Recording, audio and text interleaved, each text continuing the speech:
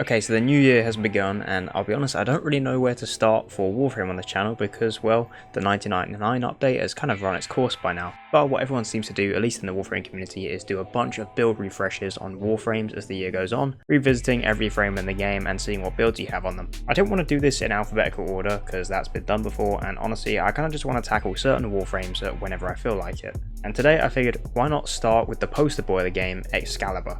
I don't believe we've covered Excal on this channel before, but I do have some newer builds that I would like to show you guys. 3 in total, one of them focused on his slash dash, one on his Exalted Blade, and then the last one is kind of unique. I wanted to base it on Berserk. I recently saw Berserk and it's been haunting me ever since, and with the new Arthur skin in the game it kind of gives Guts vibes. So I've got a sword, a base to set up with him, and we'll save that build for the end of the video. So let's quickly cover Excal as to what he is. He is of course the simple swordsman of the game. In my opinion, he's always been a perfect starter. He isn't trying to be overcomplicated or overpowered, just very easy to learn.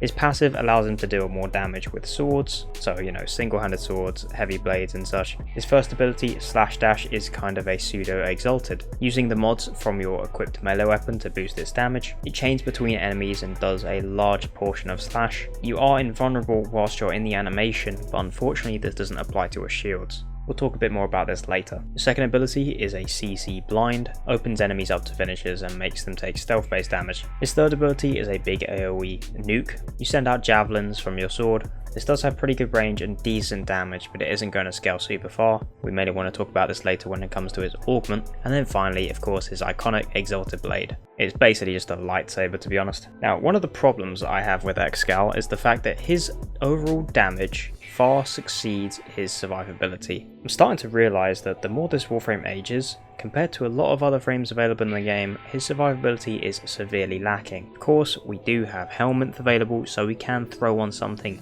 super simple like Eclipse for damage reduction, but it isn't a part of any of today's builds. He's mostly just health and armor based. Sure, you could build for a bit more efficiency and spam blind everywhere, but it's not an enjoyable playstyle. And when it comes to using the invulnerability that slash dash provides, unfortunately you are open to being destroyed to your HP because it only applies to your HP bar.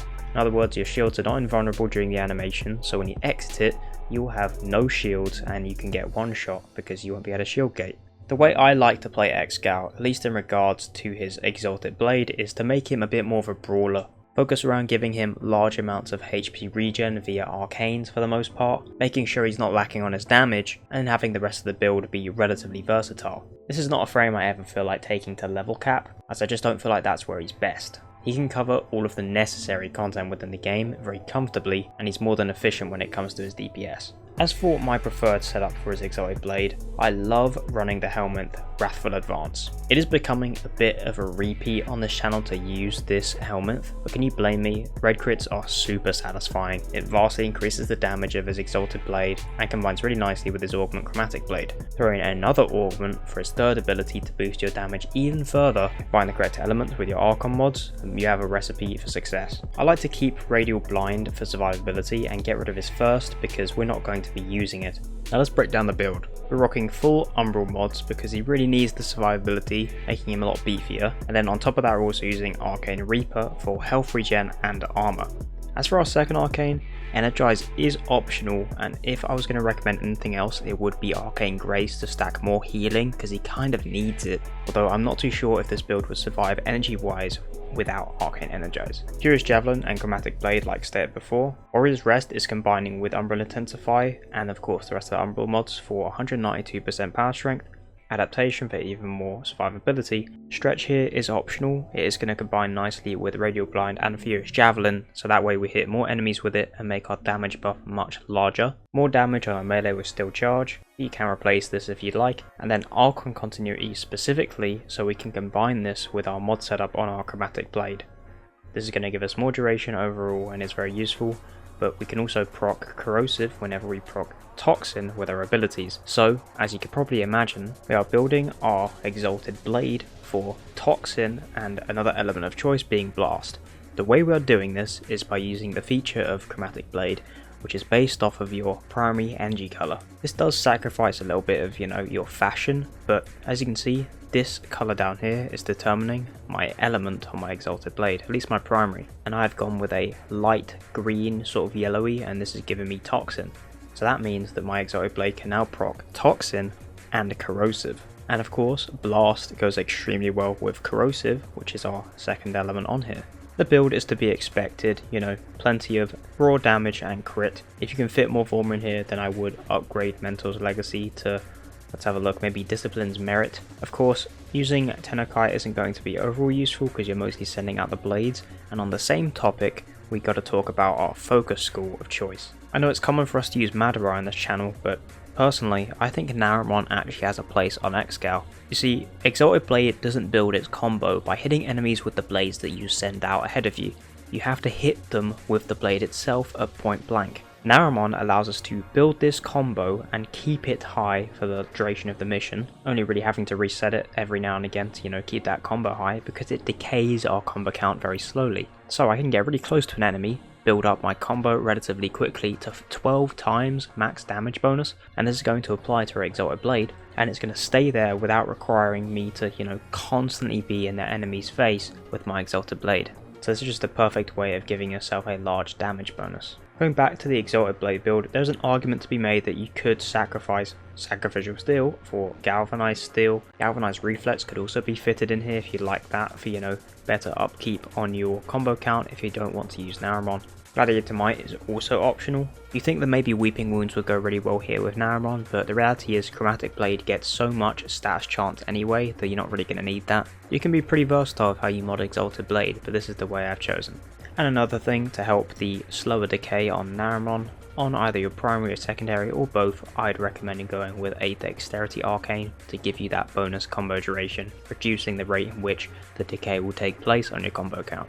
So that's how I mod him for Exalted Blade. Like I said, Stretch is definitely an optional mod. You could forego it for maybe Streamline or Equilibrium, and then get rid of Energize and throw in Grace if you want more survivability, which is definitely a really good way to go. Moving on now though to the second setup, we want to talk about the Slash Dash build.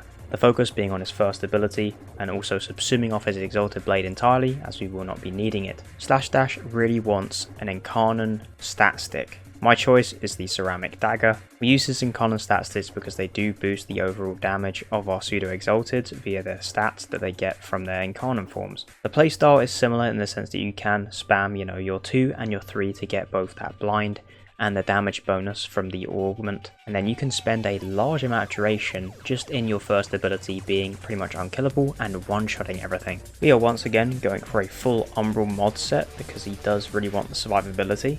Stretches in here so we can extend the amount of enemies we hit with our first ability, and of course it will also affect Furious Javelin. Prime continuity this time because we are of course not proccing any toxin damage via abilities this time. Blind Rage to stack even more strength, as this is going to help our choice of Subsume, which is Nourish.